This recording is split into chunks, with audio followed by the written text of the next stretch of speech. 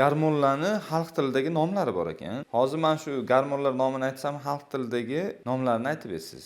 Mayli. Dopamin gormon, Bu baxt gormoni hisoblanadi. serotonin, Serotonin yaxshi kayfiyat gormoni. oksitotsin, Bu sevgi muhabbat gormoni. kortizol, Bu stress gormoni.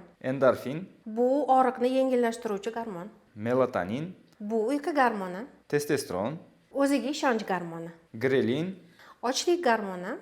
leptin, Bu to'qlik gormoni. adrenalin, Kuch-quvvat, energiya gormoni. insulin, Bu saharni bir me'yorda ushlab turuvchi gormon. tiroksin, Bu moddalar almashinuvi, ya'ni metabolizmni bir me'yorda ushlab turuvchi gormon. prolaktin, Bu sut bezlari gormoni hisoblanadi. Sut gormoni. HGC.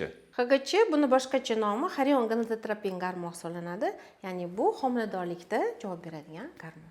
Albatta, mana shu sanab o'tilgan gormonlar qondagi o'z miqdorini yaxshi ishlab chiqarish uchun, ya'ni bizni baxtli hayot kechirishimiz uchun, vaqtida homiladorlik bo'lish uchun, vaqtida baxt gormoni ishlab chiqarish uchun, uyqu gormoni vaqtida, to'qlik, ochlik gormonlarimiz vaqtida ishlab chiqarish uchun albatta to'g'ri ovqatlanishga va to'g'ri hayot tarzini olib borishga rioya qilishimiz shart.